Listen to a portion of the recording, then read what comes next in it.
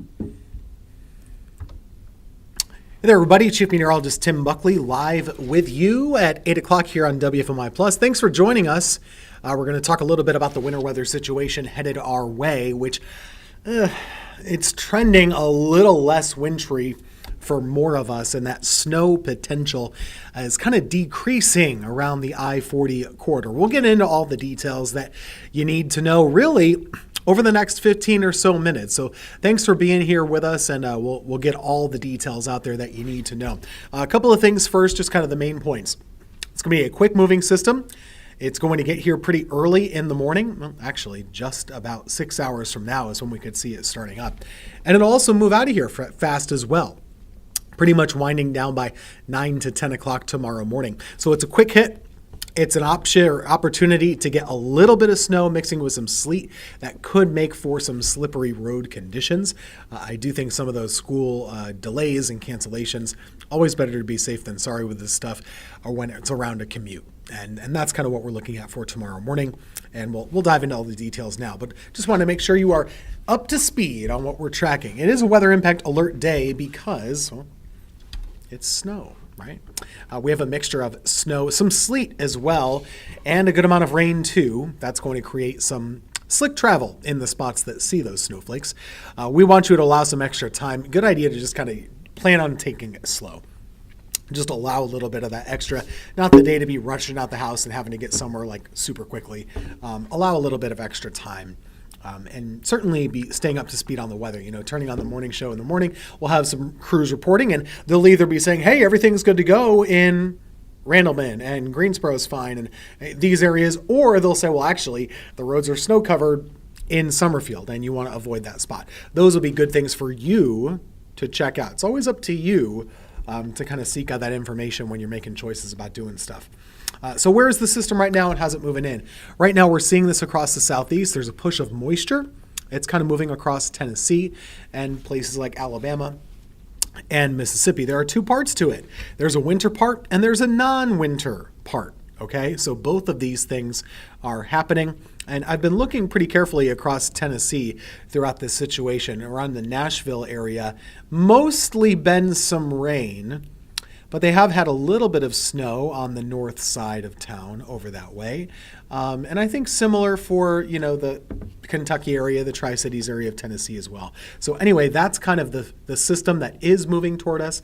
Nashville has been a mix of rain and snow. The roads look fine. So that's encouraging. If we get what they got, we'll be okay with just wet roads and not too many problems. That would be A-okay, but maybe not so fun if you're a snow lover. So that's where the system is right now. For us, going into tomorrow, we do have some alerts from the National Weather Service to pass along to you. These are called winter weather advisories. These winter weather advisories are here, and you can see across the Triad area, those purple shaded counties are a winter weather advisory. And something that we're keeping an eye on is that those are the spots that could have those slick roads tomorrow morning. So something that we'll watch pretty carefully will be in those areas to see if that snow is able to accumulate. But let's take a look at what the models are saying. I'll go with our model first. I can't say I agree completely with it, but it's always a good guide.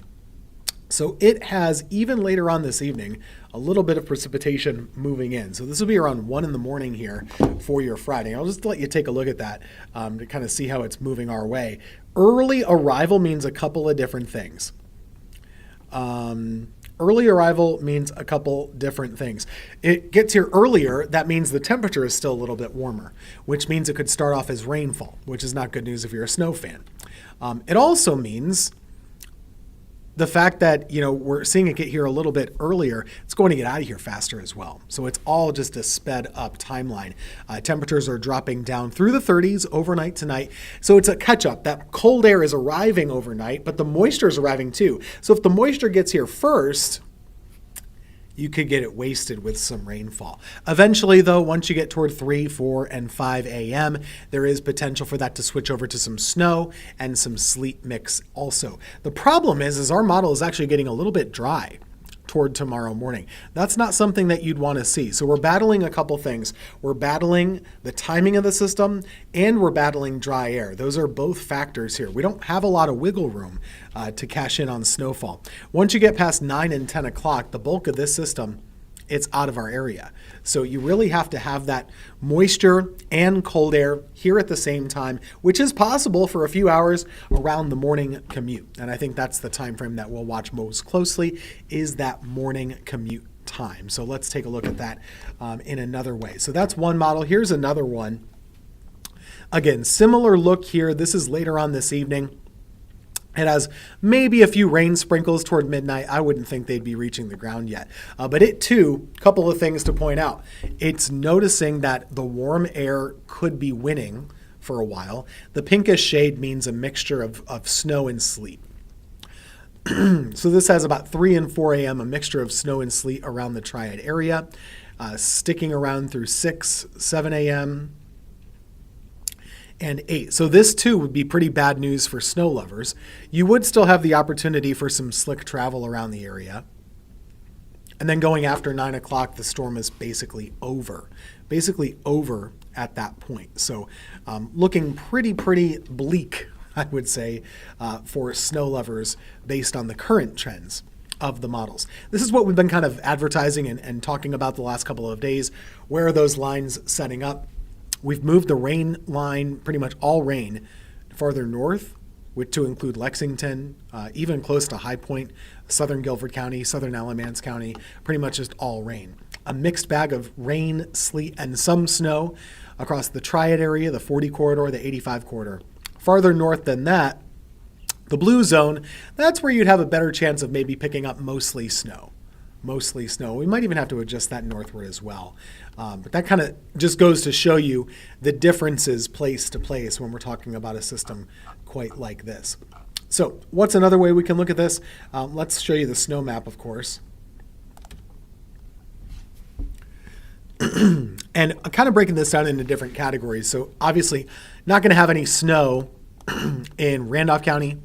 Davidson County, I wouldn't really expect any either. This white shade is only a trace, which basically just means flakes from the air, to a coating to a half an inch. Minimal. But if that were to stick to the roads, you would have issues from that.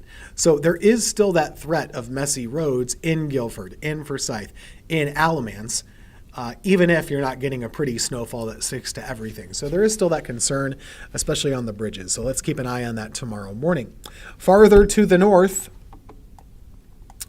which would include Reedsville and Caswell County and Rockingham County and Stokes County too, Surrey as well.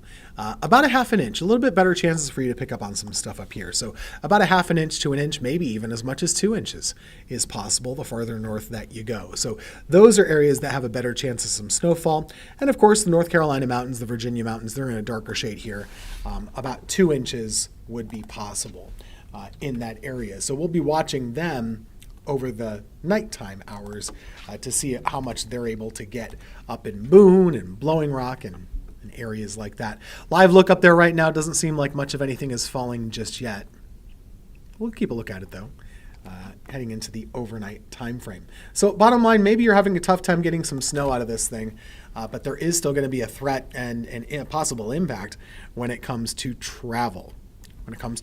So that morning commute is the main thing that we will be looking for as an impact, especially considering around like 5 a.m. to 9 a.m. That 5 a.m. to 9 a.m. area is where you want to watch things most carefully. What about who and what about where? Well, places that would get no snow, obviously the spots in Rockingham and Davidson counties that we mentioned, not expecting any snow. Even High Point, I would say you're probably not in good shape either. Greensboro, Winston-Salem, it's going to be a nail biter to pick up even a trace to a half an inch.